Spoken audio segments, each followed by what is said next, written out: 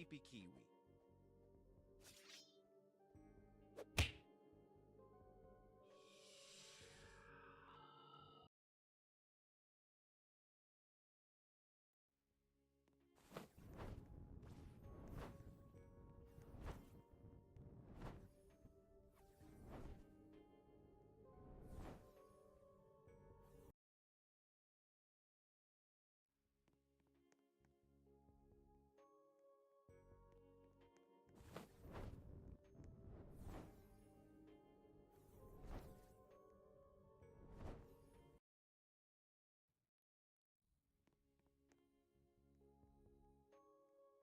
Aquanaut. Piccione macchina.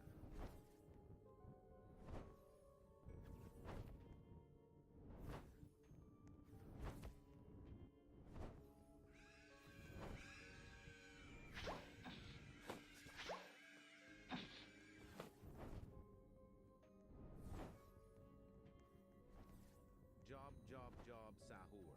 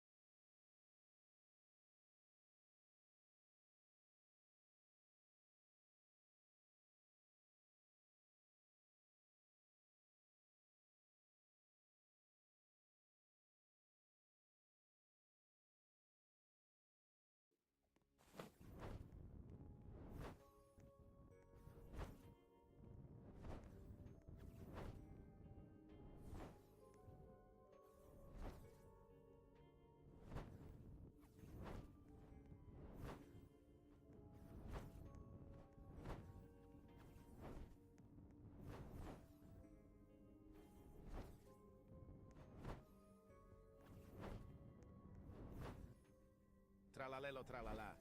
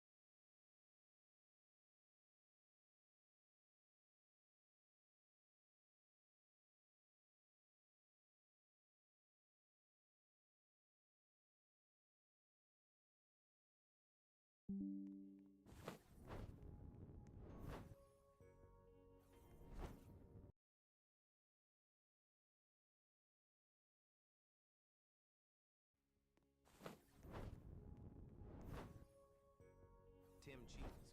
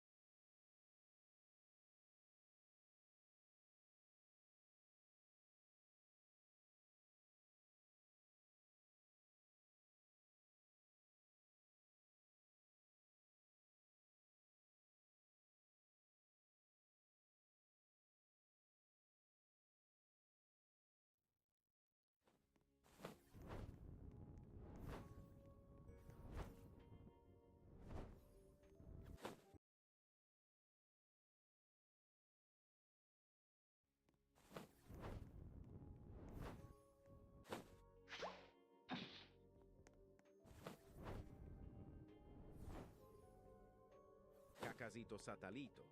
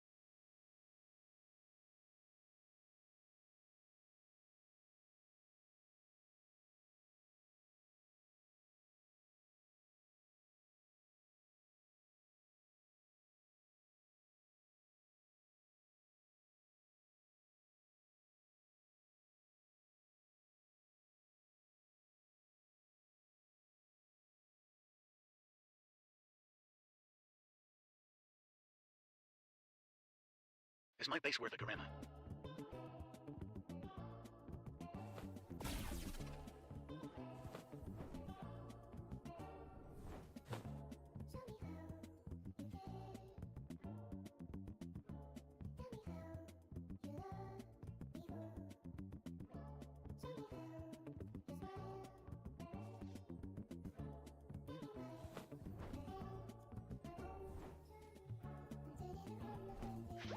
Is my base worth a Garima?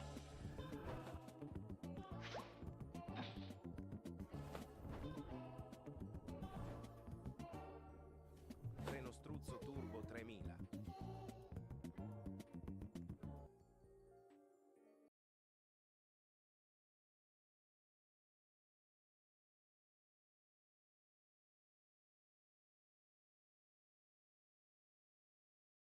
I told my mom that I am disgusted by and ashamed of my sister. It started when my sister Chloe came home crying because her boyfriend Jake dumped her. She's 25 and I'm 17, but she always acts like she's the victim in every situation. This time was different though. She kept saying Jake was horrible and cruel, but when I asked what happened, she got all shifty. She said he broke up with her out of nowhere and kicked her out of his apartment. But then she mentioned she still had keys to his place because she forgot to give them back. The next day, she left early in the morning and came back with this huge golden retriever. I recognized him immediately. It was Buster, Jake's dog. Jake loved that dog more than anything. When his grandpa died last year, Buster was the only thing that helped him through it. I asked Chloe why she had Buster, and she got this weird smile on her face. She said Jake didn't deserve to keep him since he broke her heart. Then she said something that made my stomach drop. She told me she was going to take Buster to the vet tomorrow to put him down as payback for what Jake did to her. I couldn't believe what I was hearing. This dog was completely healthy and happy, just confused about being in a new place. Buster kept looking around for Jake and whining by the door. It was heartbreaking. I told Chloe she was being insane and she couldn't just kill someone's dog because she was upset. She laughed and said Jake should have thought about that before he decided to hurt her. Then she said if I told anyone, she'd make sure I regretted it. That night I couldn't sleep. I kept thinking about Buster and how scared he must be. Around 2 a.m. I heard Chloe on the phone with someone, probably making the vet appointment. I knew I had to do something. The next morning, Chloe left for work and told Mom she was taking Buster for a walk later. Mom didn't know the whole story. Chloe just said Jake asked her to watch his dog for a few days. As soon as both of them were gone, I called Jake. He picked up on the first ring and sounded terrible. I told him Chloe had Buster and was planning to put him down today. He went completely silent for like 10 seconds, then started freaking out. He said he'd been looking everywhere for Buster and thought maybe he got out somehow. I told Jake to come over now while Chloe was at work. He was at our house in 15 minutes. When he saw Buster, he literally started crying. Buster went crazy with excitement, jumping all over him and licking his face. I opened the door.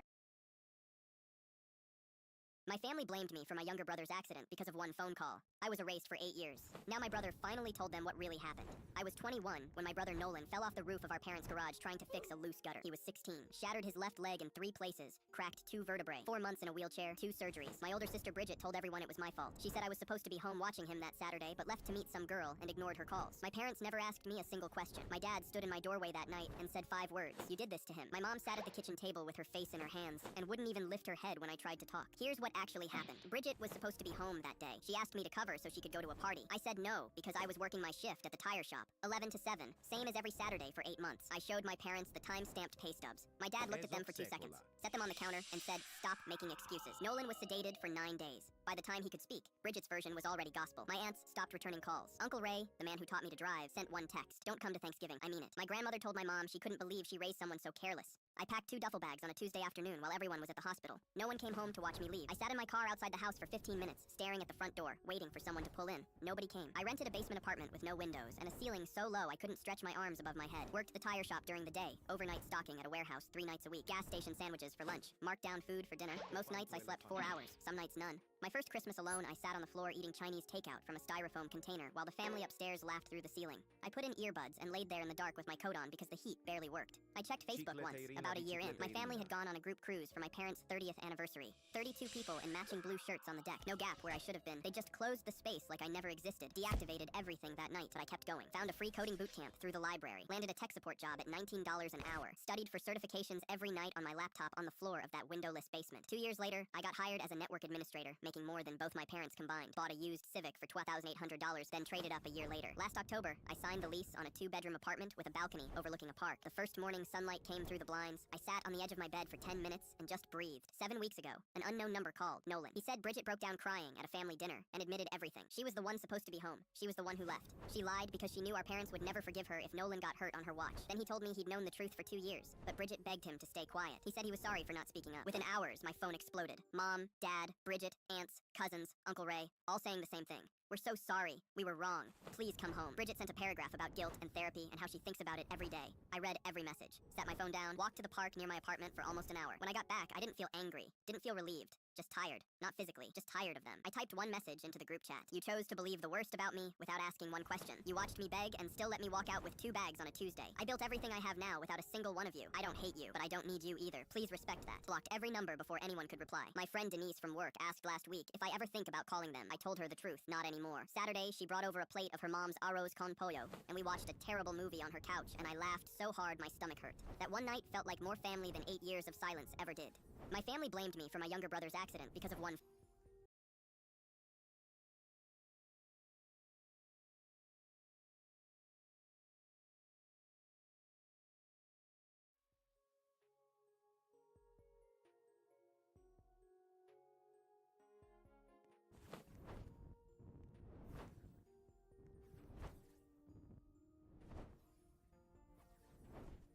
I skipped Christmas at my parents' house for the third year in a row. The first year I skipped, I sent a long text explaining my reasons and spent the whole day anxious waiting for responses. The second year I called and spent 40 minutes on the phone with my mom while she cried. This year, I sent one message on Christmas Eve that said I wouldn't be coming and turned my phone over. I was done managing everyone's reaction to my own decision. The reason I stopped going is my brother Cole. Cole is 31 years old and has been borrowing money from my parents since he was 23 and never paid back a single dollar. That's not the part that made me stop going. The part that made me stop going was Christmas 3 years ago when I found out my parents had drained $15,000 from their retirement savings to cover his debt. And when I sat down with them and said I was worried, my dad looked at me across the table and said I had no idea what it meant to support family. I just sat there staring at him. I was the one who drove them to doctor's appointments every month. I was the one who called every Sunday without fail. I was the one who fixed the leak in their basement with money from my own account because Cole was going through something at the time. But I didn't understand supporting family. I stopped going after that dinner, not in anger, just in quiet, because I realized I'd spent years showing up and being invisible and I was done performing closeness. I wasn't being given back. This year, my mom called Christmas morning, even though I'd asked her not to. I let it ring 3 times before putting it face down. Then my Aunt Karen called. Then my cousin Bria sent a text saying the whole family was worried about me. I knew exactly what that meant. I knew my mom was sitting at that table telling everyone I was struggling or going through something because it was easier than telling them her daughter just didn't want to come anymore. I called my mom back that afternoon. She picked up on the first ring and I could hear the table in the background. Voices, dishes, the television. She stepped away from the noise and said she just wanted to hear my voice. I told her I was fine. She said Cole had asked about me. I said that was interesting because Cole had my number and knew how to use it. She went quiet for a second. Then she said, "When are you going to stop punishing us for something we can't change?" I asked her which part she couldn't change, the $15,000 or the part where she sat there and let dad say that to me. She said your father didn't mean it like that. I told her he meant it exactly like that and we both knew it. My Aunt Karen got on the phone then. I don't know if my mom handed it to her or if she just took it and said I was breaking my mother's heart every single year and I needed to decide what kind of daughter I wanted to be. I told her I'd made that decision 3 years ago and hung up. Cole texted me that night. Just 3 words. "Miss you, sis." I stared at it for a long time. He wasn't at that table when dad said what he said. He didn't know I'd found out about the $15,000. As far as Cole knew, I just stopped showing up one year and never explained why. I wanted to be angry at him and couldn't quite get there. I didn't respond, but I didn't delete it either. My mom texted just before midnight. She said she loved me and she was sorry the day went like this.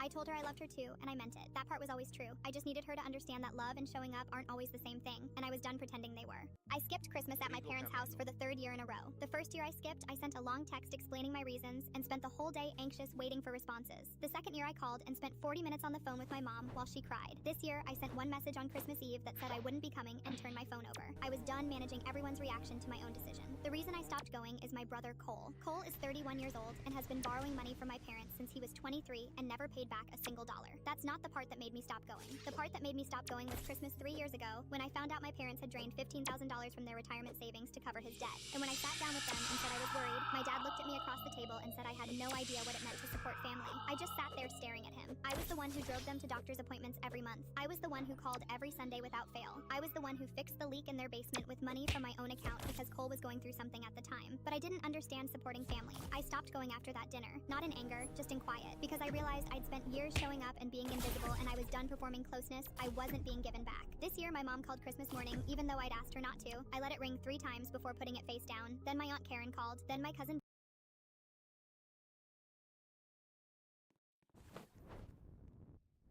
Many years ago, I caught my wife cheating and I chose the nuclear option. I came home early from a work trip because my flight got moved up. I was supposed to be in Denver until Friday, but landed Wednesday afternoon instead. Walked into my own house at 2 p.m. on a random Wednesday and heard noises upstairs. Not gonna describe it, but you know exactly what I'm talking about. I stood there in my kitchen holding my suitcase like an idiot. Then I just walked back out. Didn't say anything. Didn't burst in. Just left.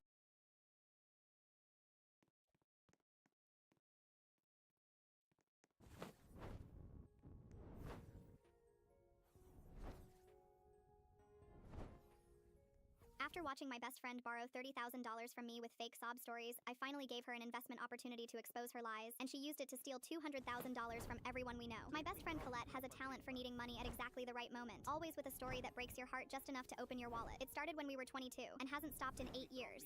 She doesn't steal directly. She borrows with tears and promises, then vanishes until the next crisis. At 22, she needed $800 for her grandmother's medical bills. 2 weeks later, her grandmother posted vacation photos. At 24, $2,500 for emergency car repairs. She Ubered for another year. At 27, her apartment flooded and she needed $6,000. I saw it listed on Zillow months later. No damage mentioned. Last year, her mother needed surgery. $12,000.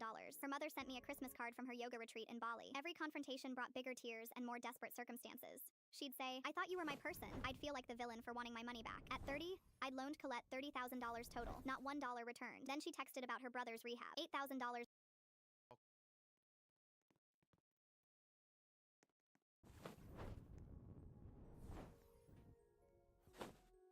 O din din din dun.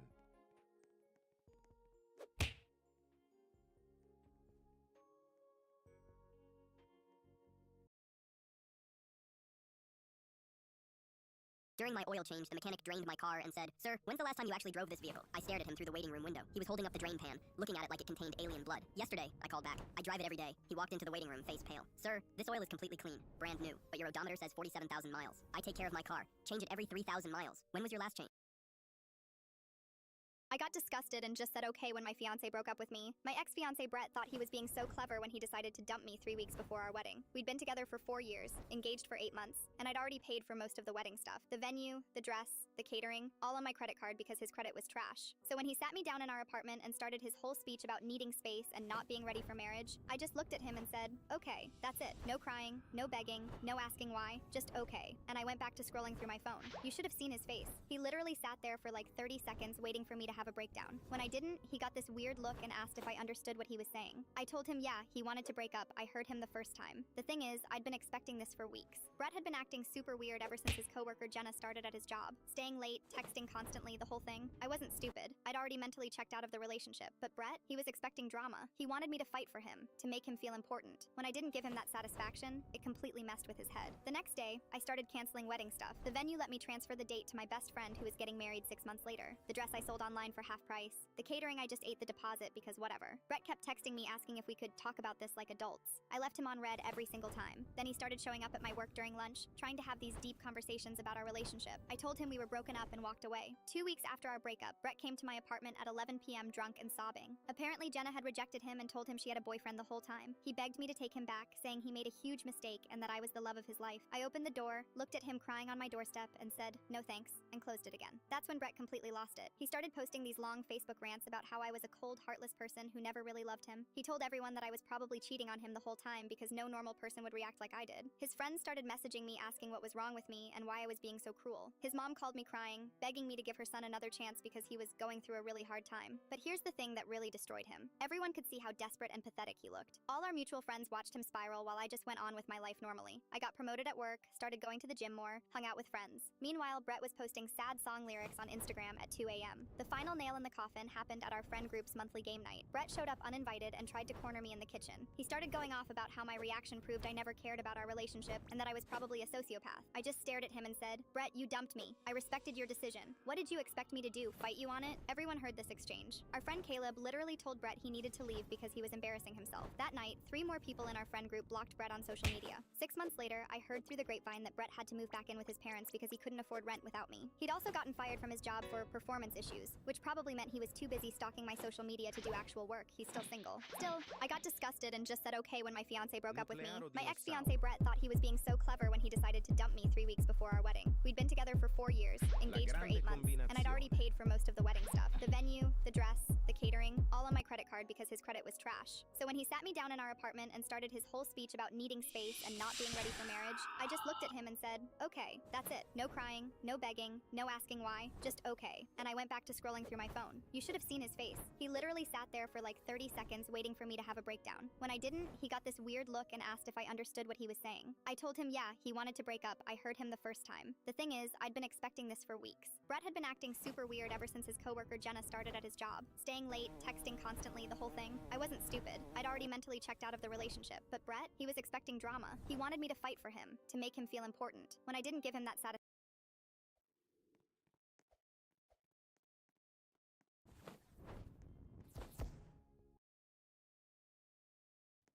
Yo, this is the Rusty Nickel. Look at this guy's base, bro. He's giving me this 6.7 zillion KBD toilet. Let's go. W Rusty. This is for a lot of last secrets. Where's it gone? There it is. W Rusty. Yo, this is the Rusty Nickel. Look at this guy's base, bro. He's giving me this 6.7 zillion KBD. I didn't tell my ex his passport was revoked and caused him to miss his flight. So my ex-husband and I split up 2 years ago. We've got 2 kids together, an 8-year-old boy and a 5-year-old girl. Things were actually decent between us until our daughter was born. That's when everything changed. He just became this completely different guy overnight. I tried to make it work for the kids' sake, but when I found out he was cheating, I was done. Filed for divorce immediately. The divorce took forever, over a year, because he fought me on everything. I got primary custody and the court ordered him to pay child support. Here's the thing though, he's never paid a single cent, not once. I make enough money to cover everything, so it's not like we're struggling, but I signed up for enforcement anyway because that money should go into savings accounts for the kids. He knows this, but he refuses to pay because he thinks it'll force me to talk to him, like I'm gonna beg him for money or something. I just let enforcement handle it and stay out of it. Since he's so far behind on payments, enforcement started suspending everything they could. Driver's license, business licenses, all that. They send him notices in the mail every time something gets suspended, but I'm pretty sure he just throws them away without opening them. Now here's where it gets interesting. My family's from another country.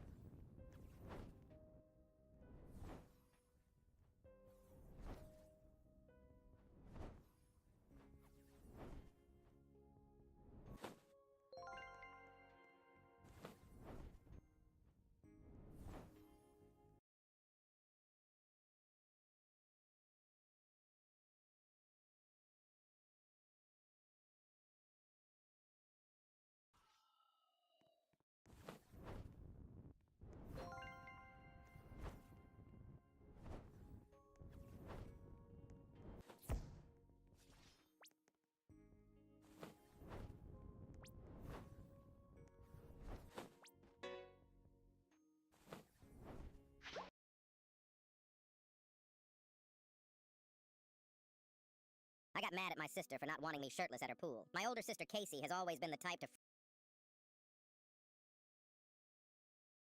I walked out of my own christening party when I saw who my husband had invited. The christening was for our daughter Rosie, 3 months old. The whole family gathered at my in-laws' house on a Sunday afternoon. I'd spent 2 weeks organizing it, the food, the decorations, the seating, everything. My husband Tom had offered to handle the invitations and I'd let him, because I was still running on broken sleep and I trusted him. That was my mistake, not trusting him generally. Trusting him with that specific thing without being explicit about one name. My mother and I have been estranged for 3 years. The reason is not complicated. She'd spent the better part of my adult life telling anyone who'd listen that I was difficult, selfish, and impossible to love, while presenting herself as a devoted parent to everyone outside our home. The final moment came at my wedding rehearsal dinner when she stood up and gave a toast that managed to make my wedding about every sacrifice she'd ever made raising me. Tom had watched that happen and held my hand under the table and said afterward that he understood completely why I needed distance. I walked into that party carrying Rosie in her little white dress, feeling genuinely happy. The room was full, flowers everywhere, people I loved. I was handing Rosie to my mother-in-law when I saw her, standing near the window with a glass of juice, wearing the specific shade of blue she always wore to things she wanted to be noticed at. My mother, smiling at someone across the room, completely comfortable, like she'd been invited, because she had been. I found Tom immediately. He saw my face and said her name before I could, said he'd thought enough time had passed, that Rosie deserved to know her grandmother, that he'd done it because he loved me and wanted our family to be whole. He said it quickly like he'd been rehearsing it. I looked at him and then looked across the room at my mother who had spotted me and was already moving in my direction with her arms slightly open. I picked up my bag from the table. Tom said my name. I told him quietly that he'd made a decision for me at my own daughter's christening without asking me and I couldn't stand in that room. He said I couldn't leave my own christening party. I told him to watch me. My sister-in-law Sarah caught me in the hallway. I told her who Tom had invited. She closed her eyes for a second and said, "Do you want me to come with you?" I told her to stay with Rosie and that I'd be back when I was ready. I said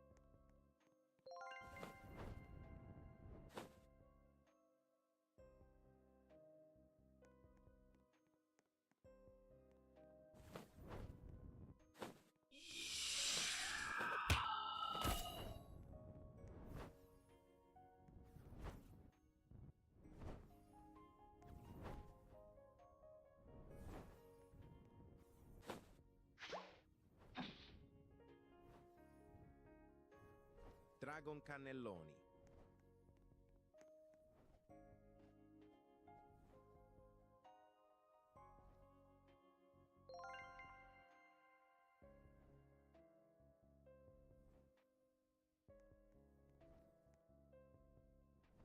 La grande combinazione.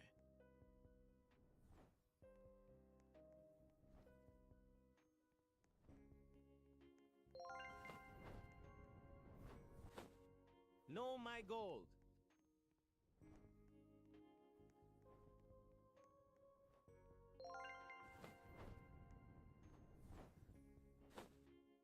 Snailo clovero.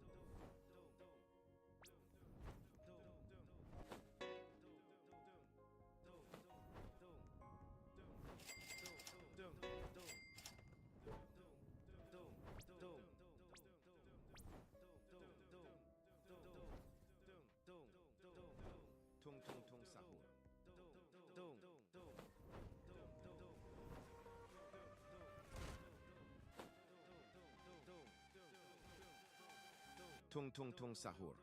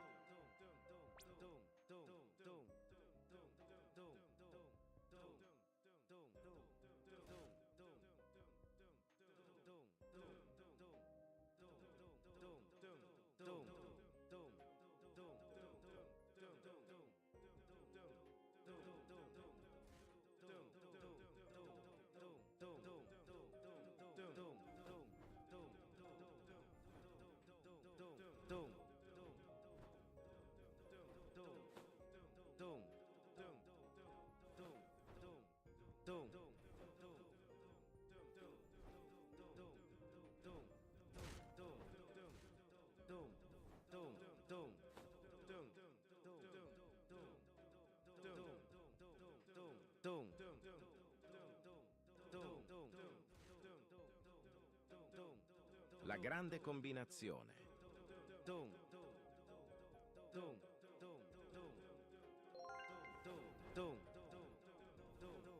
Arcadupus.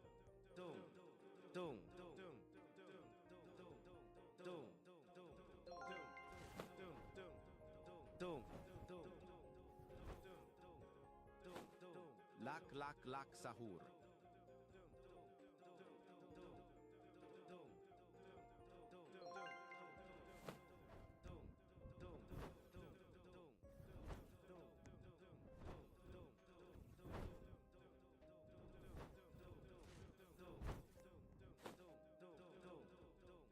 Los new, my hotspotsitos.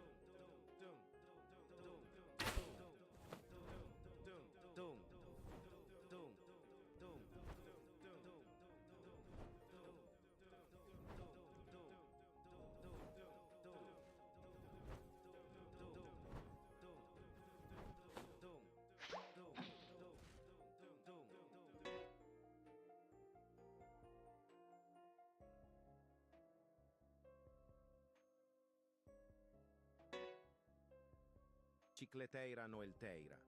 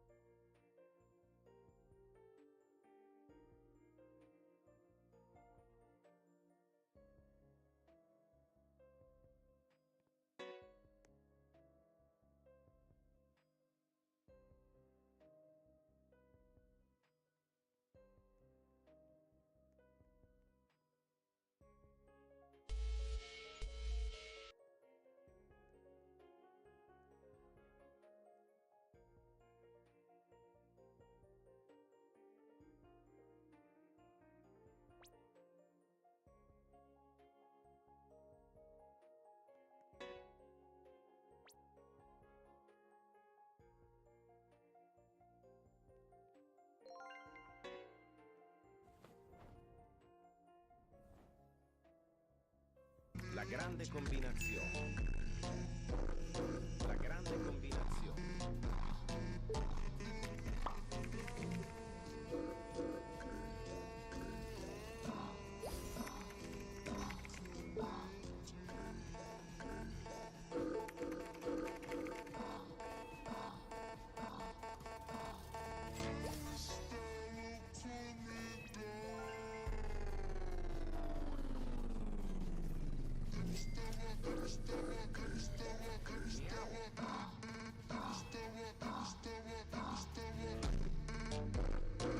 La grande combinazione.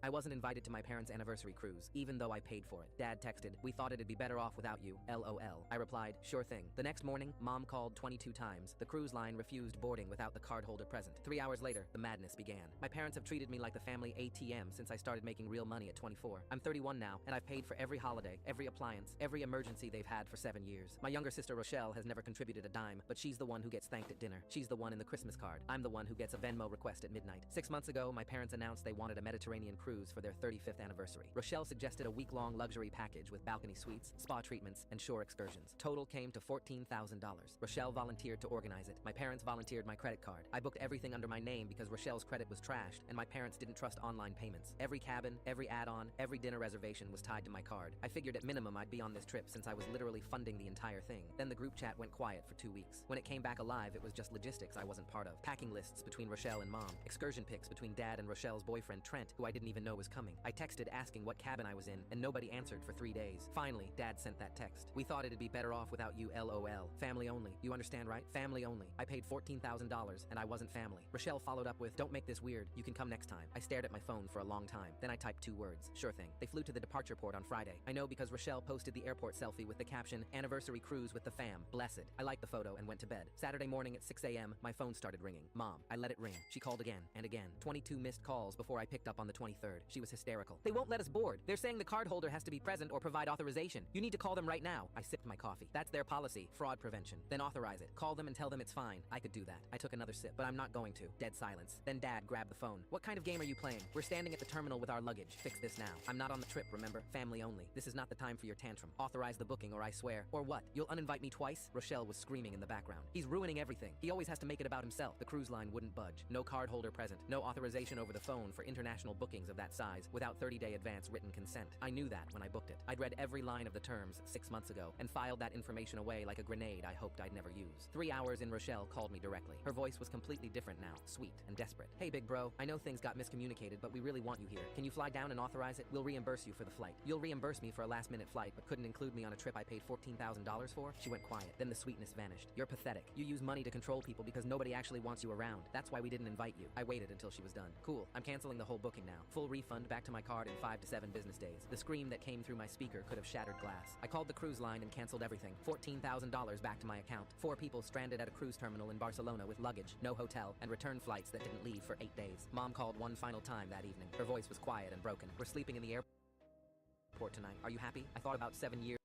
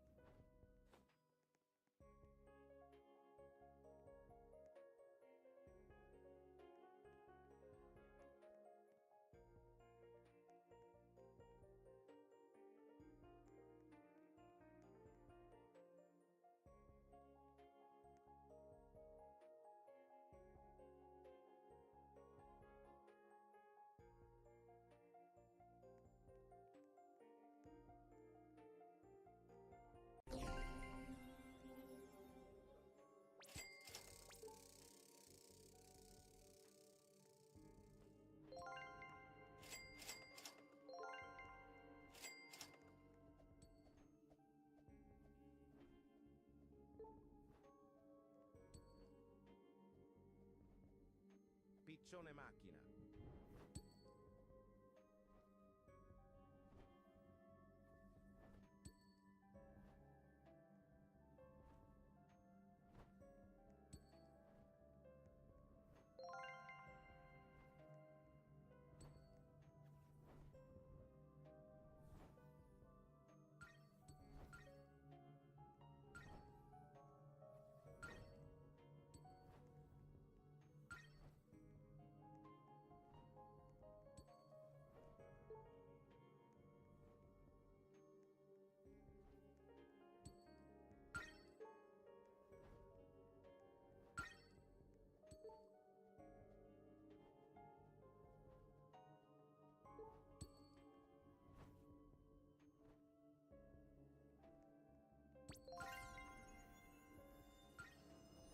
Lucky block.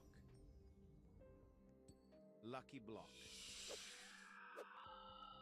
Lucky block. Lucky block. Lucky block.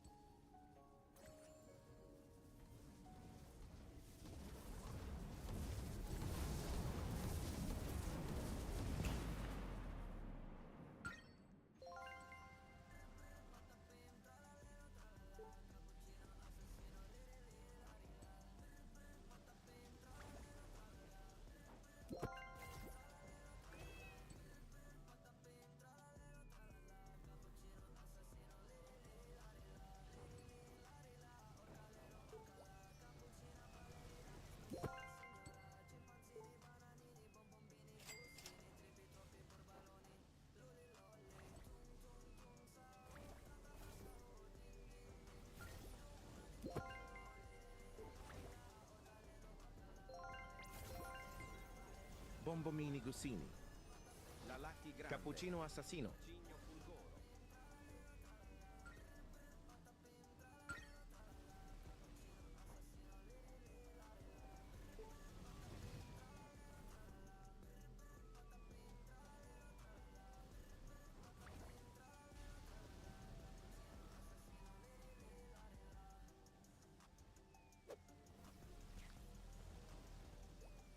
Job, job, job, Sahur. Job, job, job, Sahur.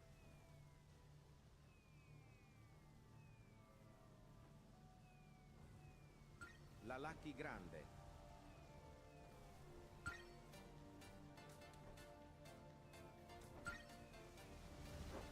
La Lucky Grande.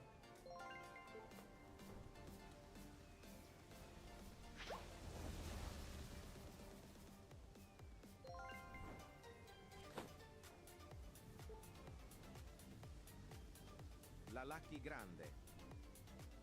La Lucky Grande. Paradiso Axolottino. La Lucky Grande.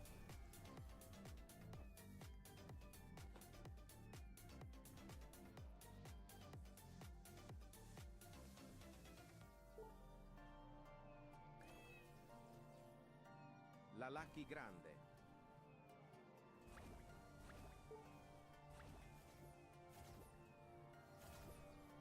La Lucky Grande.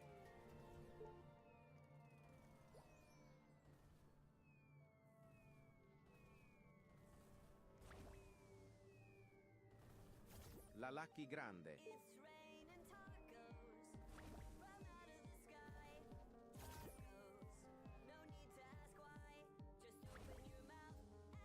La Lucky Grande.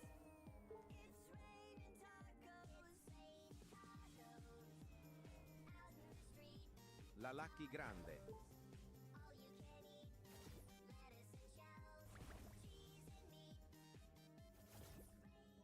Lucky Grande.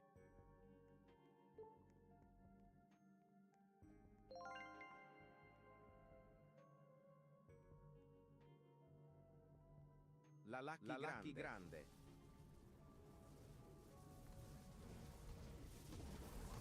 La Lucky Grande.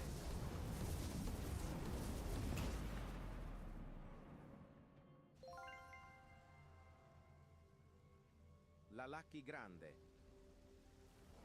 Pobre mi gatito, alguien le ha pegado por comeloncito, ahora está llorando. Pobre mi gatito, alguien le ha pegado por comeloncito, ahora está llorando. Ay,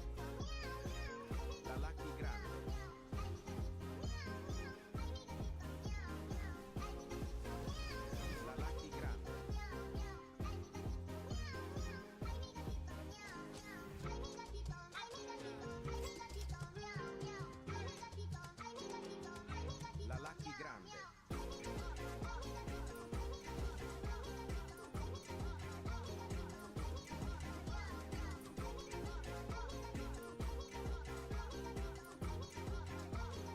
La Lucky Grande. Se comió la carne, se comió el pescado, se comió todito, nada me ha dejado. Se comió la carne, se comió el pescado, se comió La todito, Lucky nada me ha Grande. dejado. Pobre mi gatito, alguien le ha pegado por comeloncito, ahora está llorando. Pobre mi gatito, alguien le ha pegado por comeloncito, ahora está llorando. Ay, mi gatito, miau, miau. La Lucky Grande.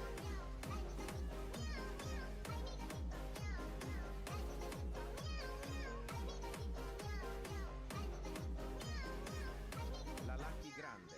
Pobre mi gatito, alguien le ha pegado por comeloncito, ahora está llorando. Pobre mi gatito, alguien le ha pegado por comeloncito, ahora está llorando. Ay, La Lucky Grande.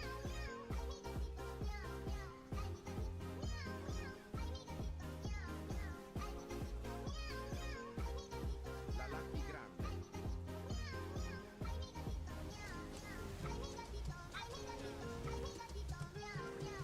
La Lucky Grande. La Lucky Grande.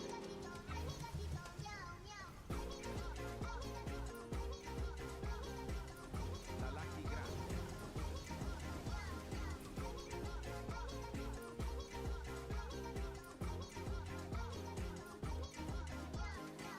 La Lucky Grande. La Lucky Grande.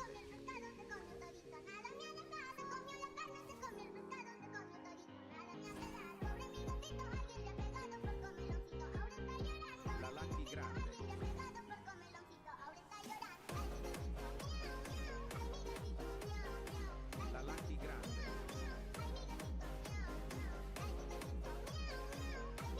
miau, miau. Ay, mi gatito, miau, miau. Ay, mi gatito, miau, miau. Ay, mi gatito, miau, miau. Ay, mi gatito, miau, miau. Ay, mi gatito, ay, mi gatito, ay, mi gatito, miau, miau. Ay, mi gatito, ay, mi gatito, ay, mi gatito, miau, miau.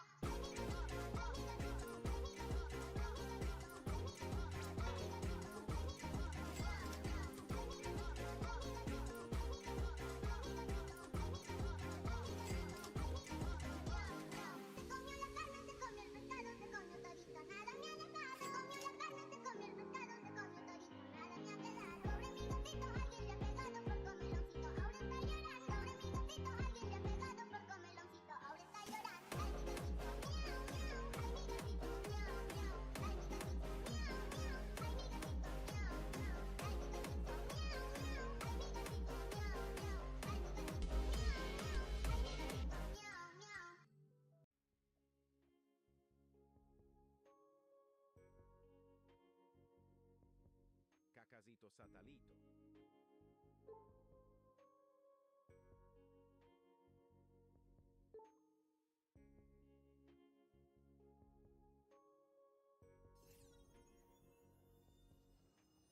Lucky Block.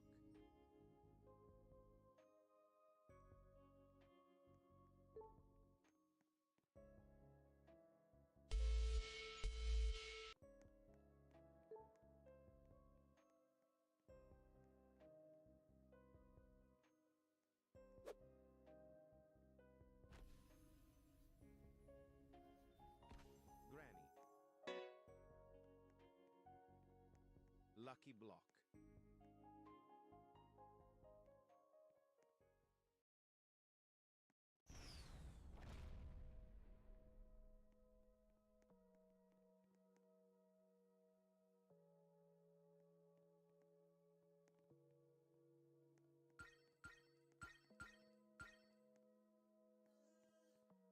Rest in peace, my granny. She got hit by a bazooka. Kaboom. Kablow. Granny.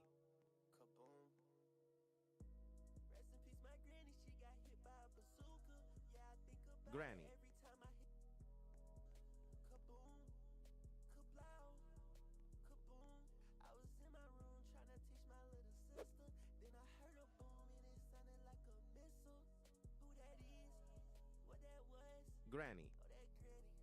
Oh, she done. What they hit her with? What they hit her with? A bazooka. Every time I close my eyes, I'm drawing K's about that blitz. Every time I close Granny. my eyes, I'm thinking about how they did you quit. Granny, I'm sorry, but I'ma have to go ahead. Nubini Pizza Nini. I don't know what you want me to do. You gon' slide, you gon' lose your whole crew. Homicide when I think about you. If you Granny. decide, what would you do? Rest in peace, my granny. She got hit by a bazooka. Yeah, I think about it every time I hit. Kaboom, kablow, Granny. kaboom. I was in my room trying to teach my little sister. Then I heard a boom and it sounded like a missile. Who that is? What that was? Granny. That granny. Oh, she done.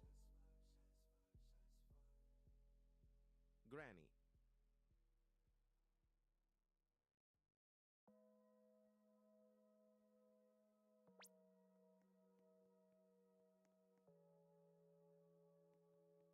Granny.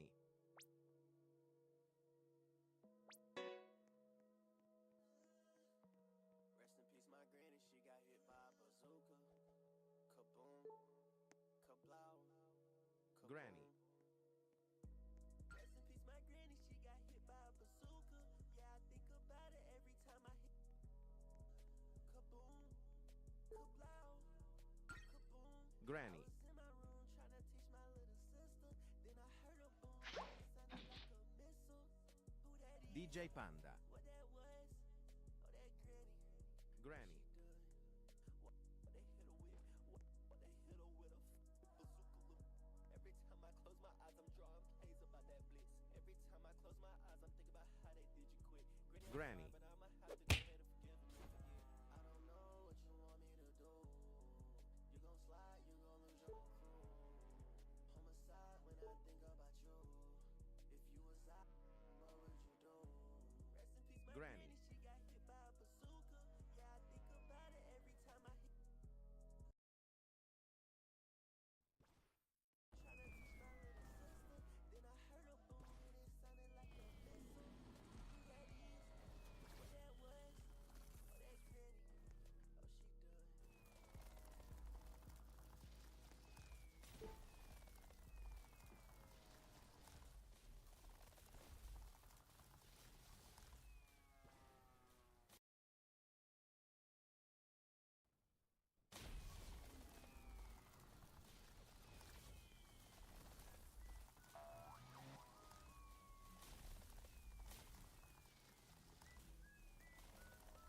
Oh, she done.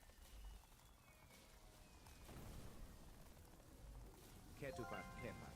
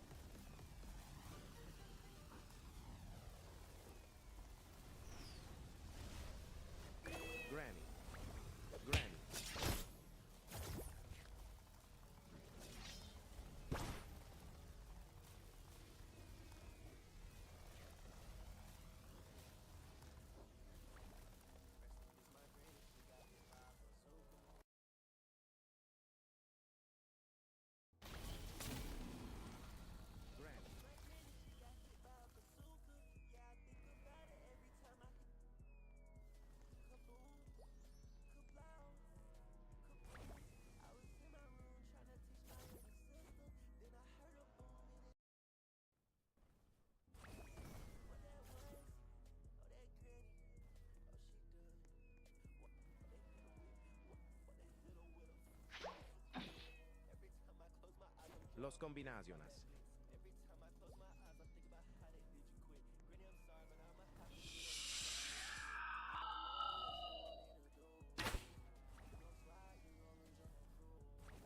homicide when I think about you.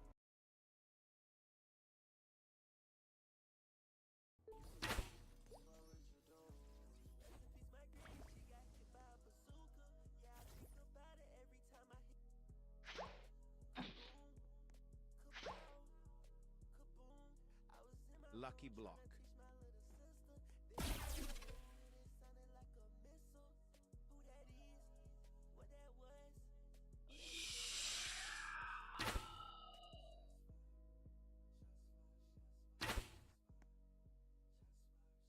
Granny.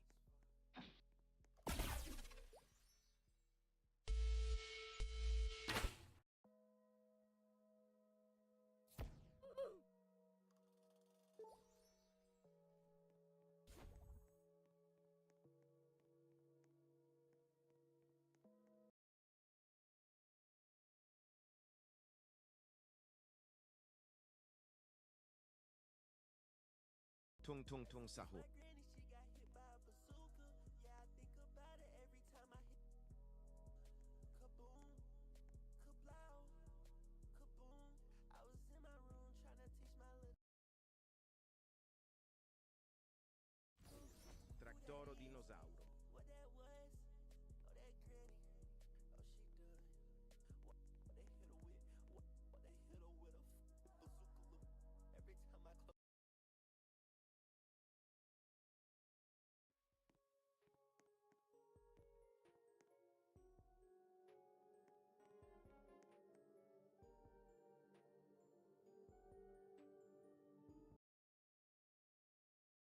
O din din din dun. Rest in peace, my granny. She got hit by a bazooka. Yeah, I think about it every time I hit. Kaboom, kablow, kaboom. I was in my room trying to teach my little sister. Then I heard a boom and it sounded like a missile. Who that is? What that was? Oh, that granny. Oh, she done.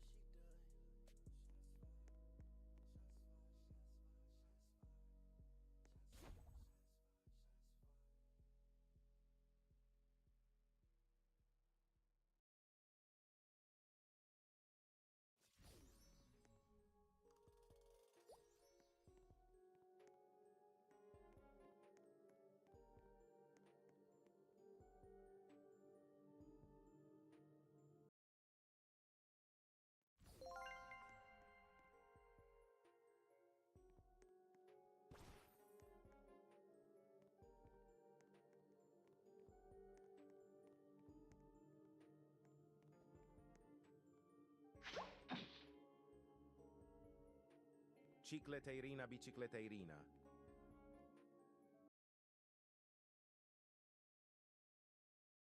Tung tung tung sa.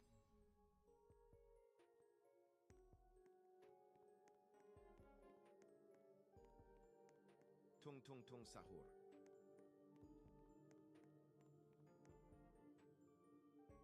Granny.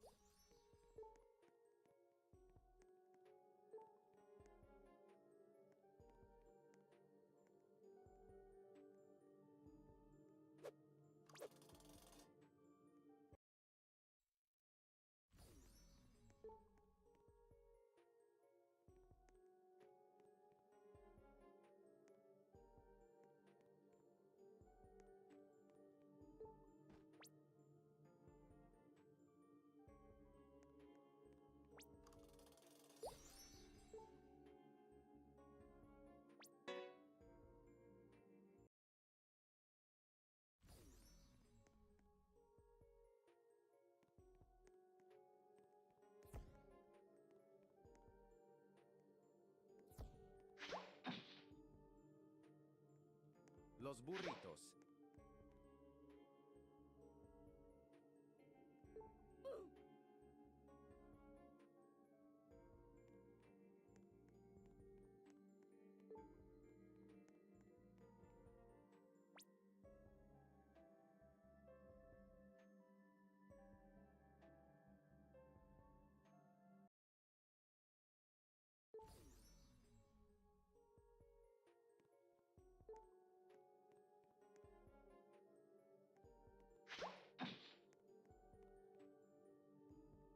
Ketupat kepat.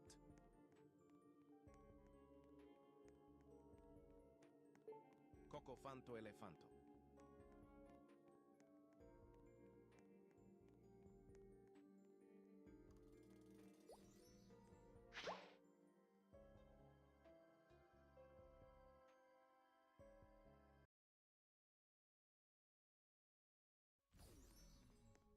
Cocofanto elefanto.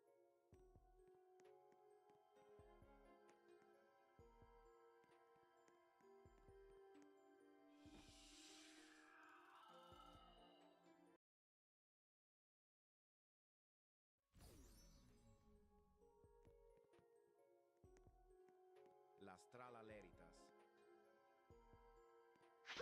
Aid, aid, aid, suhur. Lucky block.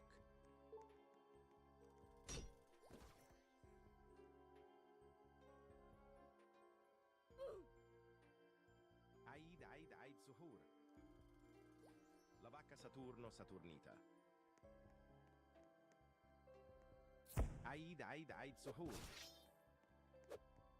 Aid, aid, aid, suhur.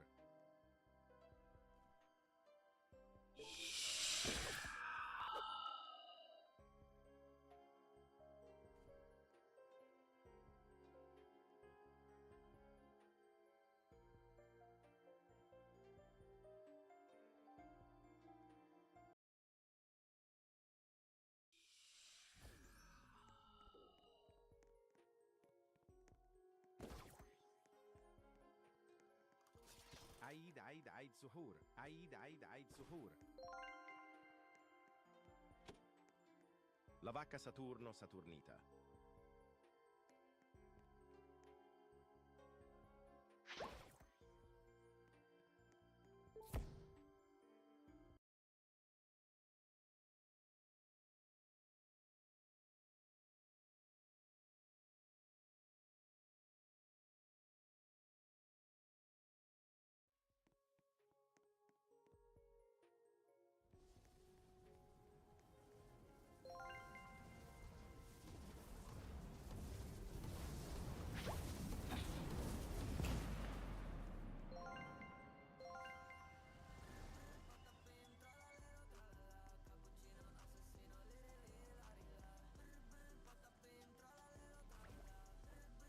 Lucky block.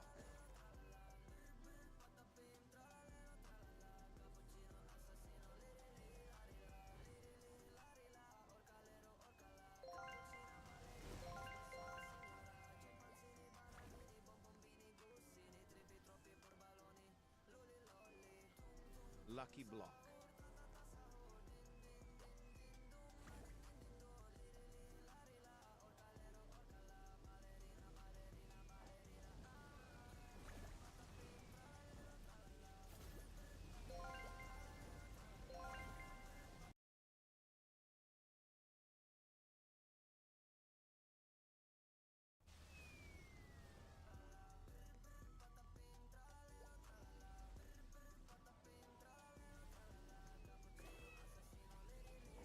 Aid, aid, aid, suhur.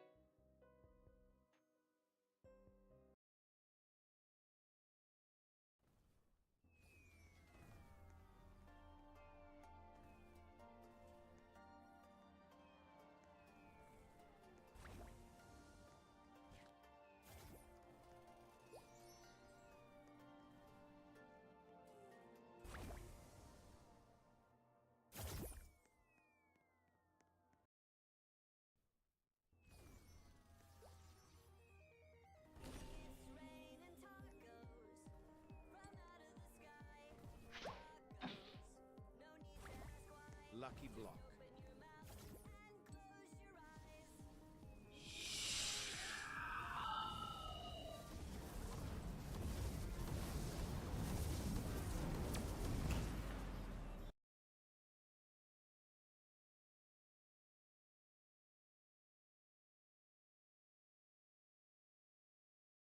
I have officially broken Steal a Brain Rot, because as all of my subscribers know, I've recently been working on a program that is honestly getting way too overpowered. Because when I first made it, it could only predict Lucky Blocks, but as you all know, I added more features so that it can predict when Brain Rots will spawn at the carpet, and it can predict what's inside every Lucky Block without scammers. But recently, a lot of you guys have been asking me to release the program to my subscribers, so today I decided to give one of my subscribers access to it in order to do a Brain Rot race.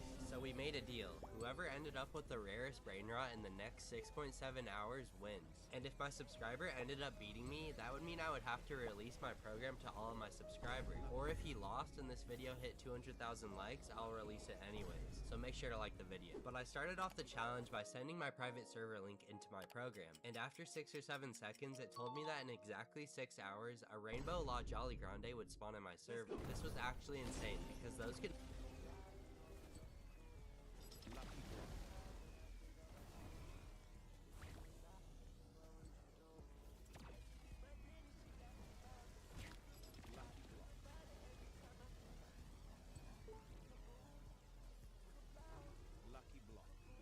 Lucky block. Lucky block. Lucky block.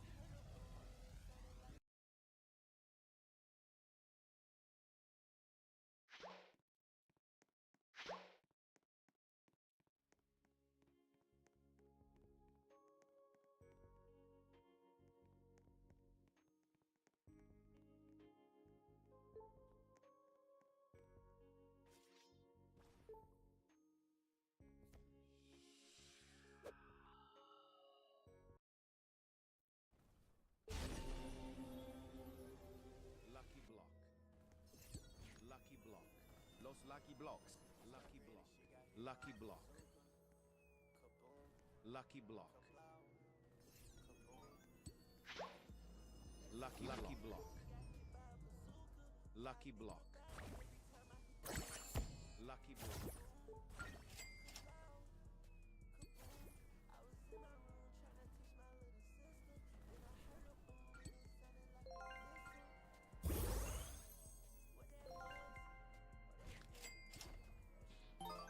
Lucky block. Lucky block.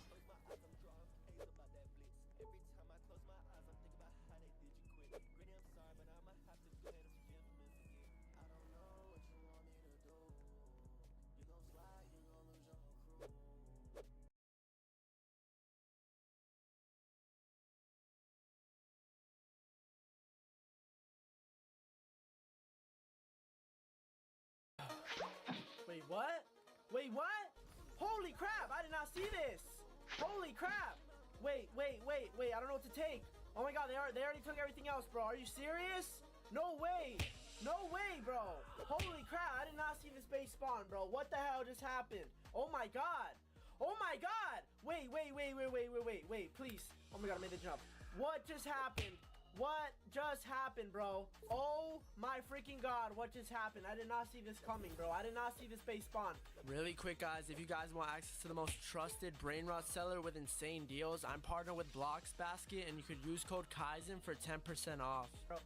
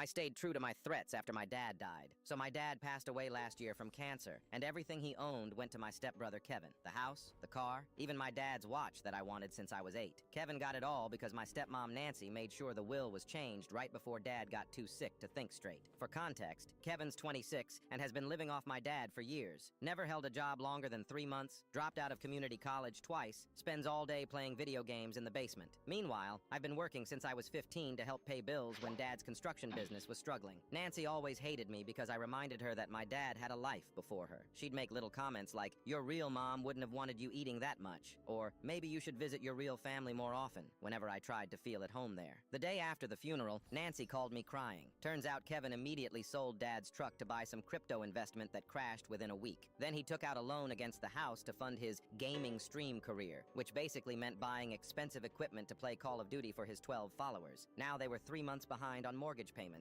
and Kevin had disappeared with his girlfriend to Vegas. Nancy begged me to help save the house. She kept saying, "Your dad would want you to help family," and "Kevin just needs time to figure things out." I told her I'd think about it. But really, I was remembering all the times I asked for help and got nothing. Like when I needed money for senior pictures and she said they couldn't afford it. Then bought Kevin a new gaming chair the same week. Or when my laptop broke junior year and I had to handwrite all my essays while Kevin got a brand new MacBook for school that he only used for Netflix. 2 days later, Nancy called again, sobbing harder. The bank was starting foreclosure proceedings. She offered to sign over half the house to me if I'd pay off the loan. That's when I knew she was desperate. I showed up to her house with paperwork I'd printed from LegalZoom. I told her I'd pay off the entire loan and let her stay in the house, but only under certain conditions that had to be written into a contract. First, she'd pay me rent every month, exactly what I'd been paying my landlord for my tiny apartment. Second, no overnight guests without my permission. Third, she'd be responsible for all utilities, maintenance, and property taxes. Fourth, if Kevin ever stepped foot on the property again, she had 30 days to move out. And finally, she'd sign a paper admitting she manipulated my dad's will while he was sick. Nancy read through everything twice. Her hands were shaking.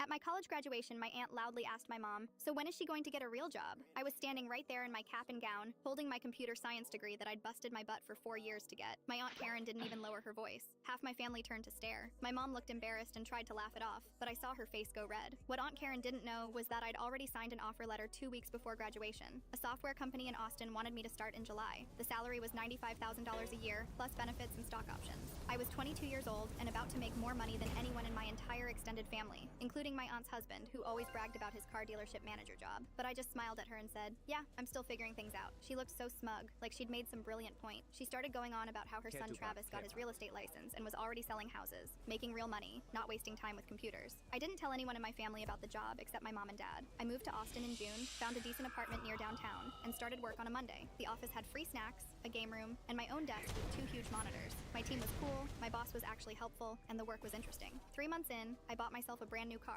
Nothing crazy expensive, just a reliable Honda that I paid for in cash. Then I started saving money like crazy because I had basically no expenses and way more income than I knew what to do with. Thanksgiving rolls around, and I drive home to visit family. I park my new car on the street and walk in. Aunt Karen is already there in the kitchen, talking loudly about how Travis just closed on his 3rd house sale this month. She sees me and goes, "Oh, sweetie, did you find any job yet? You know, my friend's daughter is hiring at her salon if you need something temporary." I just nodded and said, "I'm doing okay, thanks." My mom was giving me this look like she wanted me to say something, but I wasn't ready yet. Let them think whatever they wanted. Christmas dinner was the breaking point. Aunt Karen brought it up again in front of literally everyone. "You know, there's no shame in moving back home if the job search isn't working out. This generation just has such unrealistic expectations about work." My cousin Travis was nodding along like he was so wise. My younger brother was staring at his plate looking uncomfortable. My dad finally jumped in and said, "Actually, she's doing just fine." But Aunt Karen interrupted him. "Oh, I'm sure she's trying her best, but computer stuff is so unstable. Travis has a real career path." That's when I pulled out my phone and opened my bank app. I turned the screen toward her. "I've saved $40,000 since July. My salary is $95,000 a year. I have full health insurance, a 401k, and my company just gave everyone a Christmas bonus. I'm doing fine." The entire table went silent. You could hear the clock ticking in the hallway. Aunt Karen's face went from smug to confused to red in about 5 seconds. She opened her mouth, but nothing came out. Travis tried to save it by saying, "Well, real estate has unlimited earning potential," but his voice cracked halfway through. My uncle just stared at his turkey. My mom was trying not to smile. My dad raised his wine glass at me like a little private toast. My brother whispered, "Holy crap," under his breath. Aunt Karen barely spoke to me the rest of the night. When she was leaving, she gave me this weird tight hug and said, "Well, good for you, I suppose." She hasn't asked about my job since. Last week I got promoted. My new salary is $110,000. I'm 23. Travis is still selling houses.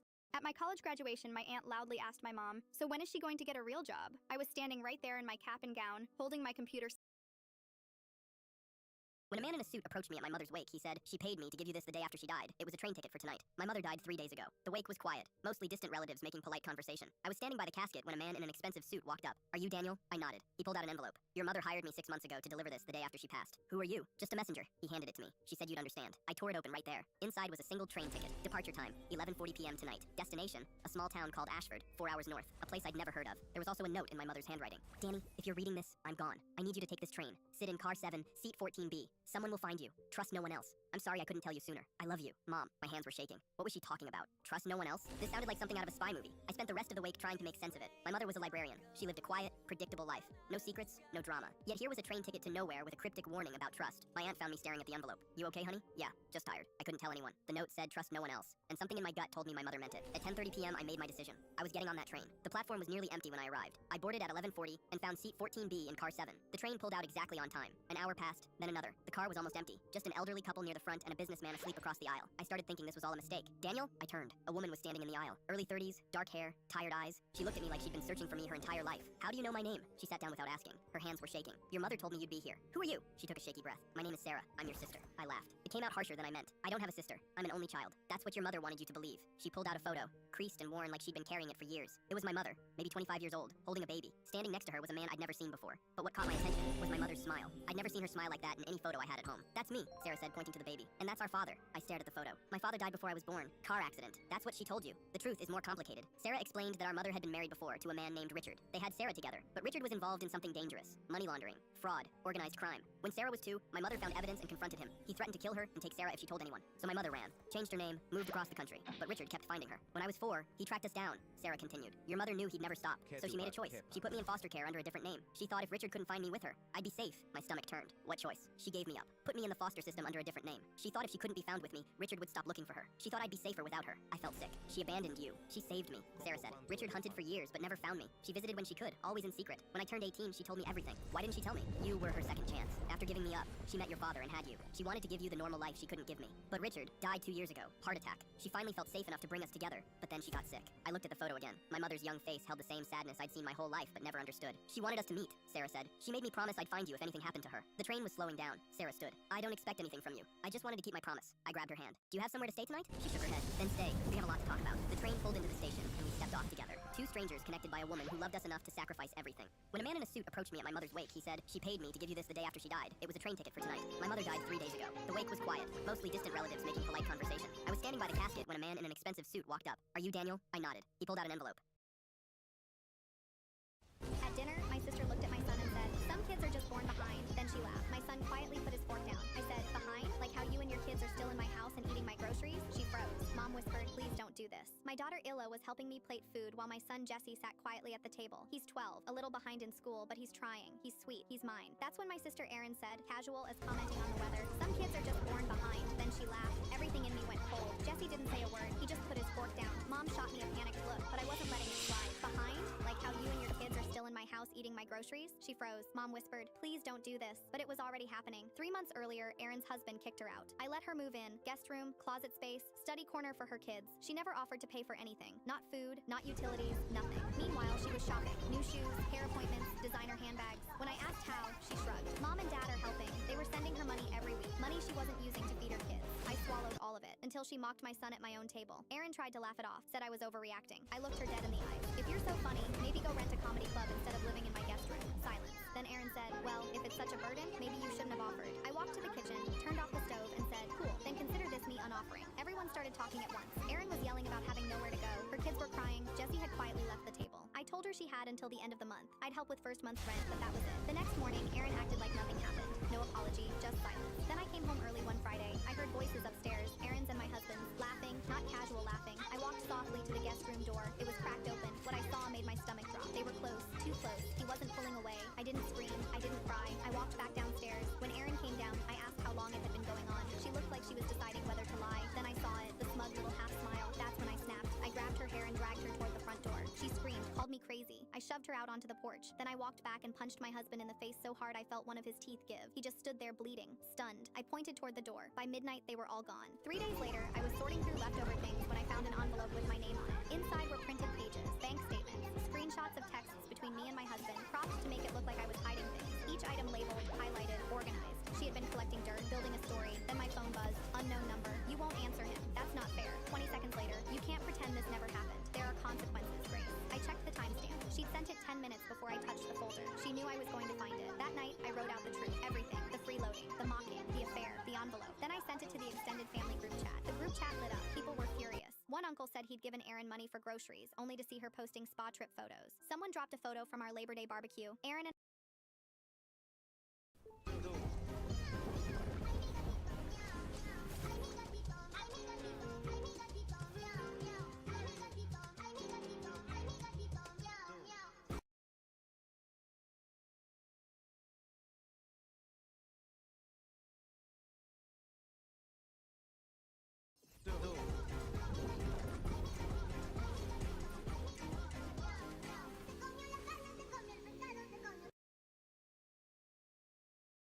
How far will you go for your dog? I was driving home from my second shift at the hospital last Tuesday. It was like 11:30 p.m. and I was dead tired. My car started making this weird grinding noise about 5 miles from my exit, then just died completely on this empty stretch of Route 9. No streetlights, no houses, nothing. Just me and Max, my German Shepherd, sitting there in complete darkness. Max was pacing around the back seat, whining and sticking his nose out the cracked window. My phone had 0 bars because of course it did. I'm sitting there thinking about how I'm gonna have to walk like 3 miles to find help when headlights appear.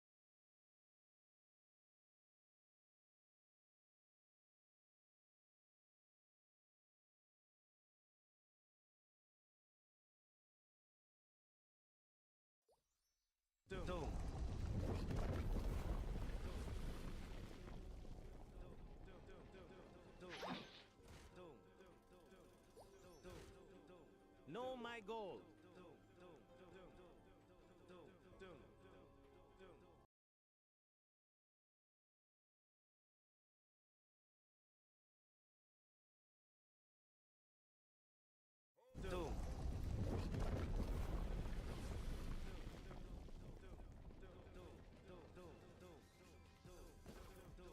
Cocofanto elefanto.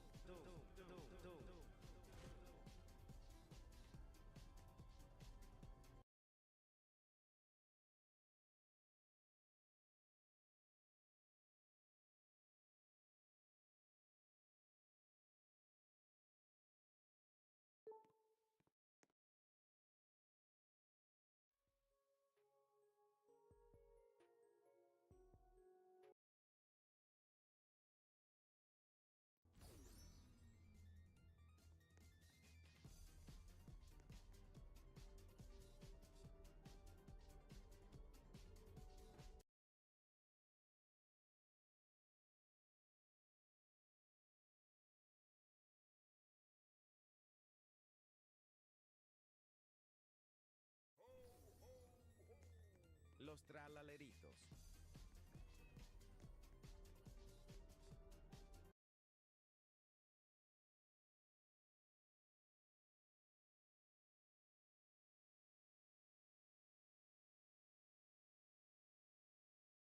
Oh my god! What is that? What is this?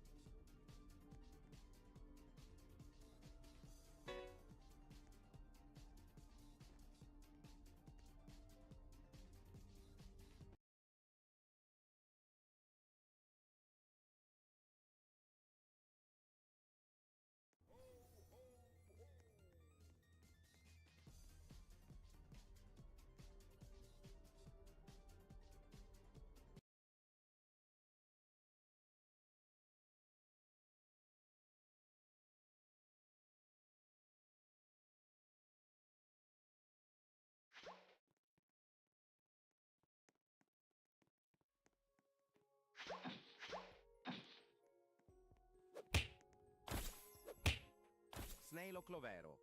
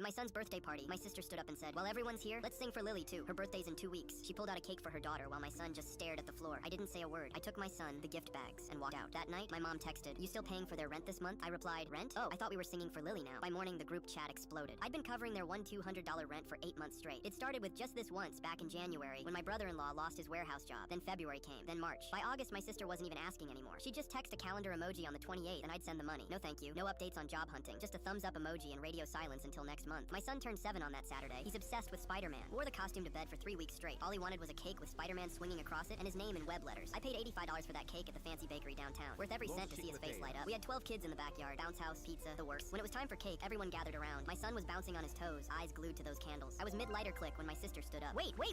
She waved her arms like a traffic cop. Everyone stopped. My son froze, lighter still in my hand. She smiled at the crowd. "While we're all here, let's sing for my daughter too. Her birthday's in 2 weeks and we never get the whole family together like this." Then she walked to her car and pulled out a cake. A whole cake. 3 layers, pink frosting, edible glitter, the works. Must have cost $60 minimum. The topper said, "Almost birthday girl," in sparkly letters. I watched my son's face. The excitement drained out like someone pulled a plug. He looked down at his shoes. His best friend whispered, "Is it her party too?" My sister started singing. A few confused people joined in. My mom was one of them. I blew out my son's candles for him, grabbed the gift bags from the table, took his hand and said, "Let's go get real ice cream." We left through the side gate. That night, after he fell asleep still wearing his Spider-Man mask, my phone buzzed. Mom's text, "You still paying for their rent this month?" Not, "Is your son okay?" Not, "What happened?" Just checking if the ATM was still working. I typed back, "Rent? Oh, I thought we were singing for my niece now." I went to bed. Woke up to 47 messages in the family group chat. My aunt, "You embarrassed your sister in front of everyone." My cousin, "It's just a cake. Why are you being dramatic?" My sister's message was 5 paragraphs long. How she was trying to include my daughter because she looks up to her cousin, and I made a scene over nothing, and some of us are going through real struggles. Not one person asked about my son, so I canceled the automatic rent transfer. Just deleted it. Didn't announce it, didn't threaten, just stopped. September 1st came and went. September 3rd, my phone rang. My sister, "Hey,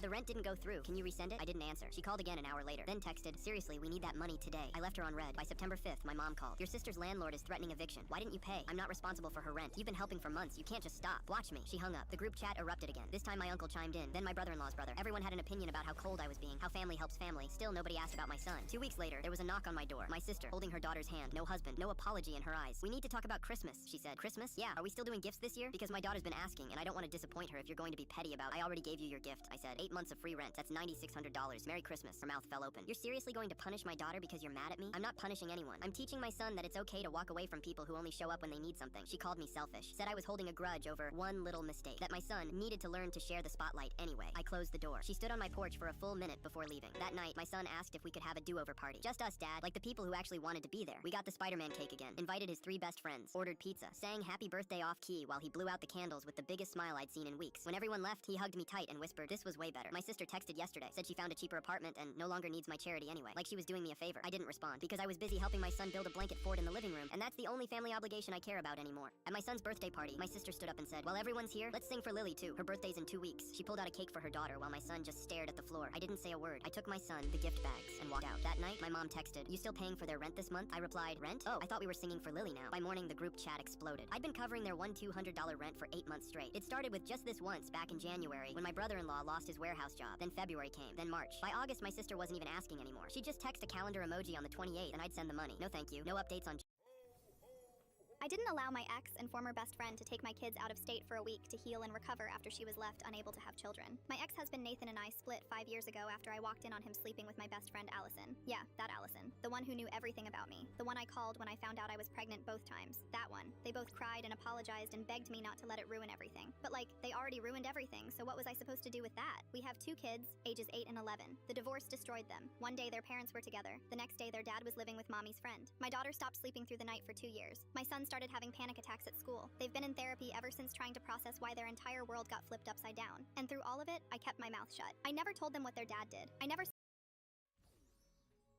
I woke up to my sister standing over me, whispering, "I'm so sorry for what I have to do." My eyes shot open. Maya was inches from my face, holding something behind her back. The clock said 3:27 a.m. "Maya, what are you doing?" She didn't answer, just kept staring at me with tears streaming down her face. I didn't want it to be like this. I tried everything else first. My heart started pounding. I sat up slowly, keeping my eyes on whatever she was hiding. "What's going on?" She pulled her hand out. I flinched, expecting a weapon. It was a syringe. "I need you to stay still," she said, her voice cracking. "This will only hurt for a second." I scrambled backward against the headboard. "Stay away from me. Please, you have to trust me." "Trust you? You're holding a needle over my bed at 4 in the morning." She took a step closer. "If I don't do this right now, you're going to die." My stomach stomach dropped. What are you talking about? That energy drink you had at dinner, it was poisoned. I stared at her. You're insane. I'm not. Dad poisoned it. I watched him do it in the kitchen while you were in the bathroom. My blood went cold. Our father had been acting strange lately, paranoid, muttering about protecting the family from outside threats. Why would Dad poison me? Maya's hands were shaking. He thinks you're working with them, the people he keeps talking about. He's been planning this for weeks. This is crazy. I'm calling the police. I reached for my phone, but Maya grabbed my wrist. There's no time. That poison works fast. You've got maybe 10 minutes before your organs start shutting down. Then why aren't I feeling anything? Because it's slow acting. By the time symptoms start, it's too late. This antidote is the only thing that can save you. I looked at the syringe, then at my sister's face. She was terrified. If you're lying, I'm not. I swear on everything. I heard footsteps in the hallway. Heavy, deliberate. Maya's eyes went wide. He's coming. The footsteps stopped outside my door. Do you trust me or not? Maya whispered. The doorknob started turning. I made a decision. Do it. Maya jabbed the needle into my arm and pushed the plunger. I felt the burn of liquid entering my bloodstream. The door opened. Dad stood there in his robe, face expressionless. He looked at the syringe in Maya's hand, then at me. What did you give him? Maya's voice was steady. The antidote. Dad's jaw tightened. You had one job. Protect this family. I am protecting this family from you. Dad took a step into the room. He's one of them. I have proof. No, you don't. You have paranoid delusions and a brain tumor that's making you see threats that don't exist. I looked between them. What? Maya kept her eyes on Dad. 3 months ago, Dad started having headaches. Then the paranoia started. Last week I found his medical records. He has a tumor pressing on his frontal lobe. It's affecting his judgment. Dad's face twisted. She's lying. She's one of them too. Dad, please, we can get you help. But you need to let us call an ambulance. Dad pulled something from his pocket. A gun. Nobody's calling anyone. My heart stopped. Maya stepped in front of me. Dad, put the gun down. Move away from him. No. Dad's hand was shaking. His finger moved to the trigger. Dad, I said, my voice cracking. It's me, your son. Remember teaching me to ride a bike? Remember our camping trips? Something flickered in his eyes. Remember when Mom died and you held me while I cried? You said family protects each other. That's what Maya's doing. She's protecting us. Both of us. Dad's hand lowered slightly. The people you're afraid of aren't real. But this is real. We're real. Your kids. We love you. The gun dropped to his side. Dad's whole body started shaking and he collapsed against the door frame, sobbing. I don't know what's happening to me. Maya ran over and wrapped her arms around him. It's okay. We're going to get you help. I grabbed my phone and called 911. The paramedics arrived 20 minutes later. They took Dad to the hospital, where a CT scan confirmed the tumor. Emergency surgery was scheduled for the next day. Maya sat next to me in the waiting room. Was I really poisoned? She shook her head. No, but I needed you to think you were so you'd let me give you the sedative. If Dad had seen you fighting me, he would have shot us both. You saved my life. He's our dad. He would have done the same for us before the tumor. The surgery took 8 hours. The doctors removed the entire tumor. Within days, Dad started remembering things clearly again. The paranoia faded. 3 weeks later, he came home. He pulled me into a hug and whispered, I'm so sorry. It wasn't your fault. He looked at Maya. You saved us both. She smiled. That's what family does. I woke up to my sister standing over me, whispering, I'm so sorry for what I have to do. My eyes shot open. Maya was inches from my face, holding something behind her back. The clock said 3:27 a.m. Maya, what are you doing? She didn't answer. Just kept staring at me with tears streaming down her face. I didn't want it to be like this. I tried everything else first. My heart started pounding. I sat up slowly, keeping my eyes on whatever she was hiding. What's going on? She pulled her hand out. I flinched, expecting a weapon. It was a syringe. I need you to stay still, she said, her voice cracking. This will only hurt for a second. I scrambled backward against the headboard. Stay